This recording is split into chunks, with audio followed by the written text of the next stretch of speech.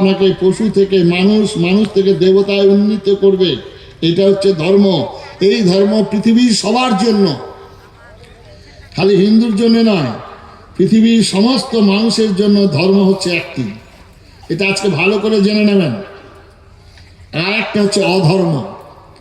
এই ধর্ম এবং অধর্মের কখনো সমন্বয় হয় না, এটা আজকে ভালো করে জেনে নেবেন। তাহলে আমাদের মা দুর্গার আবির্ভাব, মা দুর্গা সেই দিন দেবতারা একক শক্তি নিয়ে লড়াই করেছিলেন অসুরদের সঙ্গে, বারবার পরাজিত হয়েছিলেন, কারণ দেবতারা একতাবদ্ধ ছিল না, দেবতাদের মধ্যে মিল ছিল না, তাই তারা বারবার পরাজিত হলেন। সমস্ত দেবতাদের শক্তি ঐক্যভূত করে আবির্ভূত হলেন মহামায়া জগজ্জননী মা দুর্গা। সবার অস্ত্র নিয়ে তিনি তৈরি হলেন মা দুর্গা। তাহলে মা দুর্গার সঙ্গে অসুরের লড়াই কেন হলো? অসুরও তো একটা সন্তান।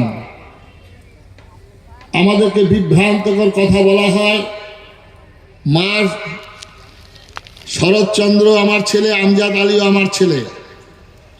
কথাটা খুব ভ্রান্তকর কথা। সাধক যখন সাধনায় সিদ্ধি লাভ করেন, এই জায়গায় দাঁড়িয়ে আমি এই কথাটি বলছি, আপনারা একটু বিচার বিশ্লেষণ করবেন। সাধক যখন সিদ্ধি লাভ করেন, সাধনা উচ্চস্তরে উঠেন, তখন তার কাছে তুল্য নিন্দা স্তুতির মৌনী সন্তুষ্ট যেন কেনচিত। সাধক যখন উচ্চস্তরে ওঠেন, তখন শীতোষ্ণ সুখ দুঃখেষু সমসঙ্গ বিবর্জিতা। আপনি প্লেনে যখন উঠবেন, তখন নিচের বাড়ি ঘর গাছপালা, কোনটা হলুদ কোনটা সবুজ কোনটা নীল কোনো বোধ হবে না। সুতরাং আপনারা এখানে যারা আছেন তারা অনেকেই প্লেনে ওঠেননি। সুতরাং আমরা যখন নিচে থাকব, আমরা যখন সমতল ভূমিতে থাকব, তখন এই বিচার এই চিন্তাধারা যদি আপনি থাকে, তাহলে আপনি বিভ্রান্ত হয়ে বিপদে পড়বেন। তাই মা দুর্গা অসুর যখন আসছেন, লড়াই হচ্ছেন, তখন মা দুর্গা বলছেন, গর্জন গর্জন খনন মূঢ় যাবৎ মধু পিবাম্বন, তুমি একটু দাঁড়াও। আর সেই অসুরকে পদতলে ফেলে তার বুকের উপরে পা দিয়ে ত্রিশূল বিদ্ধ করছেন মা দুর্গা। সুতরাং দুর্গার যিনি অত্যাচারী, যিনি হরণকারী, যিনি নারী ধর্ষণকারী, সে এক ছেলে, আর একটি ছেলে, এই দুটো ছেলে সমান হতে পারে না। সুতরাং এই ছেলের যে উপযুক্ত শাস্তি, মা দুর্গা সেই শাস্তি দিয়েছেন, তার বুকের মধ্যে ত্রিশূল বিদ্ধ করেছেন। এই শিক্ষাটা আজকে আমাদের গ্রহণ করতে হবে।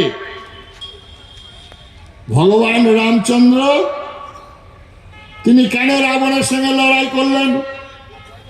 মা সীতাকে তো চুরি করে নিয়ে গেছেন রাবণ। বলতেই পারতেন, রাবণ তোমার মধ্যে যে আত্মা বিরাজ করছে, আমার মধ্যে সে আত্মা বিরাজ করছে।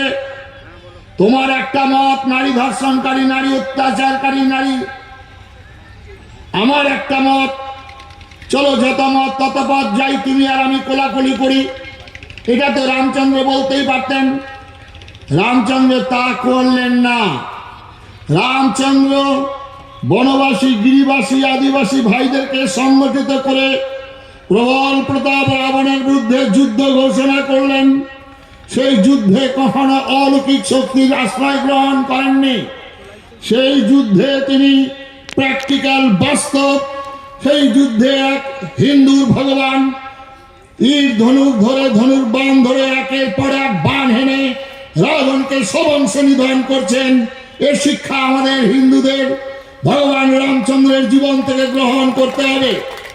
যে রামচন্দ্র স্বয়ং ভগবান হয়েও তাকে ধনুর্বাণ ধারণ করতে হয়েছিল।